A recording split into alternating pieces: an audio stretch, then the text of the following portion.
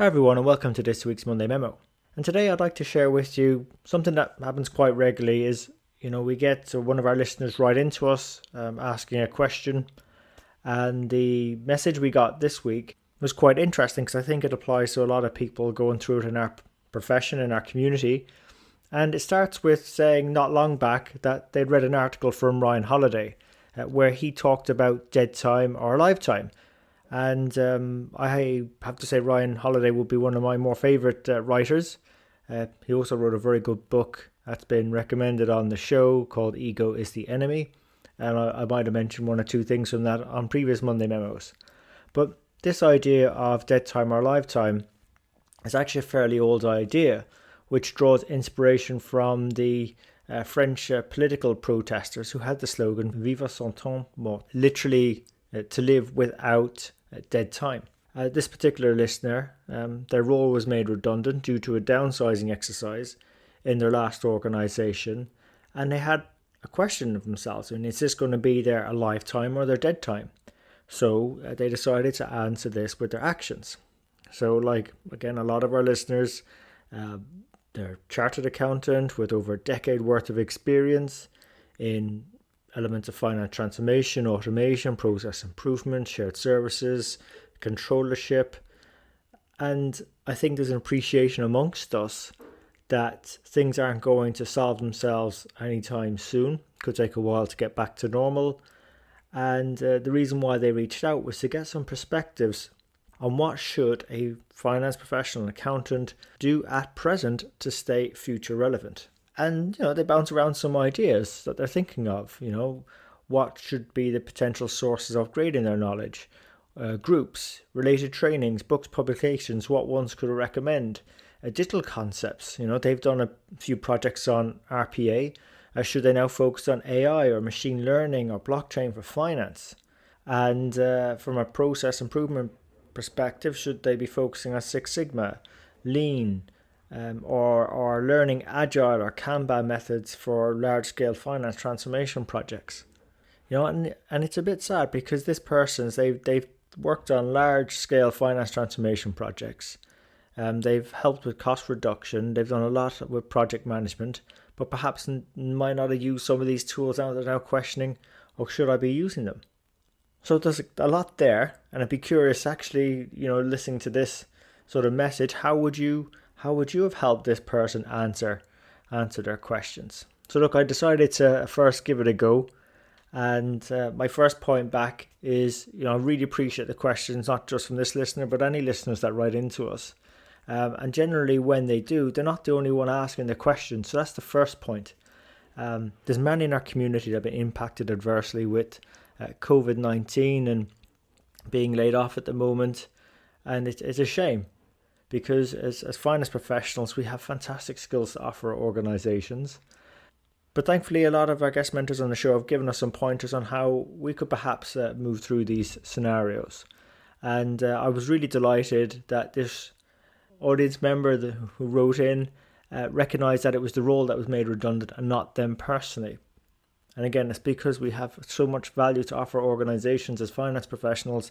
It was just very disappointing to hear that, again, another one of our community had been made redundant. But before any one of us goes on to seek knowledge, it's only of any value seeking out that knowledge if it's of service to something that adds value to ourselves personally or someone else. So the first step is that we really need to understand what is the ideal role that we would value. What does it look like in terms of pay, conditions, the conversations we have with others, the industry, the various responsibilities we have? Also, has it got the ecology we're looking for? Does it fit in with the type of lives we want outside of that role? Does it provide the necessary time to spend with family, friends, on our hobbies? And, the writer mentioned transformation. So, given the rate of change as has happened, has been happening as well in our profession, how it's gotten faster and accelerating, opportunities should be rich for anyone looking to add value in that area. The second step then is also to go back more into ourselves and know our strengths, our values, our various experiences to date, the value we can bring to others. And a great start is being a qualified accountant or a qualified finance professional. There's a huge and growing community of us out there that are becoming more and more engaged with each other. If I look back 3 or 4 years, we're now talking more and more with each other, which is fantastic. It's only going to be good for us moving forward. And then once you've taken those first 2 steps, the next one really is about reducing that, as you say, that dead time. Focus on those activities that get you from where you are to where you want to get to. And that should be the filter you apply in deciding on how you spend your time on activities and your skills development or whatever you need to be doing to go and align those elements of your strengths with where you want to get to that ideal role.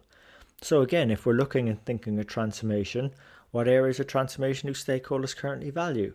Is it cost reduction or value capture? What type of people will you be working with? What are their key success factors? And you only find those things out by asking them, having conversations and connecting with them, which again, thanks to the likes of LinkedIn, makes it much easier because you can research the types of roles you would sort of see people doing that you want to do, or those that are on the other end of it receiving and have led maybe transformation projects and have been serviced by the people looking to do the work you're looking to do. So, and again, there's people out there to engage in conversations to figure out how do you fill that gap between the first step and the second step. And they might tip you off as to what methodologies they found useful that have worked and haven't worked to get there, depending on the size of the company or the type of industry.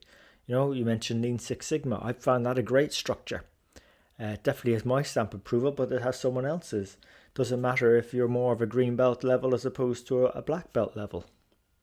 Are there any groups out there like on LinkedIn or within our finance communities or memberships already discussing these? How can I get involved?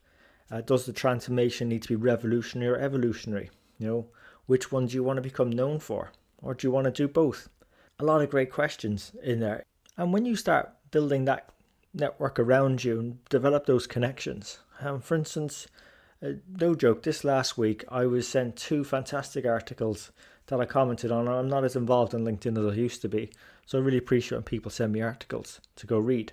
The first one was 10 essential soft skills required after COVID-19, and also LinkedIn tips for finance job seekers and introduction. And again, sent the link to this person, and again I commented on this article. So again, when you've got that network around you, they will help send you resources that are useful from helping you get to where you want to get to. But they only do that if you're open with them and transparent with them about what it is you really want. And if things are really, really slow, another member of our community reached out to me looking if I knew anyone who would help with volunteering or pro bono work. There's charities, local governments, schools out there crying for such skilled and professional help. And with the nature of the world being so much more flatter, with the virtual nature of it, it's one, very easy to connect and add value on those things, but 2, does awesome for your resume because you can update your profiles. And it may just be that extra that someone's looking for. I remember I got one job just because I'd done one particular certification that the other person who was hiring was interested in. That was my extra at that time. And also, another guest mentor point that was made on the show was progress is not likely to be linear. It's more going to be like a winding road. And our guest mentors have recommended loads of resources. So that's why I sent the person who wrote in the entire index at the back of our Finance Mentors ledger book, where we summarised all the interviews from the first 200 episodes. So the sort of key sort of resources they mentioned, websites to go check out, topics that were covered in terms of what was front of their mind and so on. Obviously not everything is going to be relevant, but coming back to the point of how do we stay relevant into the future, there's plenty of guidance in there of certain things that could potentially work. And that's why we keep doing the Strength in the Numbers show. That's why we keep bringing on guest mentors who help us understand what works, what doesn't, their hard-won lessons, how we can remain relevant, what strengths we need to be developing, where we should be looking to go and provide value. And again, there's loads of opportunities to do that for someone in transformation. So I really hope for those of you that might be going through a bit of a tough time at the moment on the role front, I hope that you found this episode useful. And as usual, we really appreciate tuning in today. So until next time, take care of yourselves and let's keep on building our Strength in the Numbers.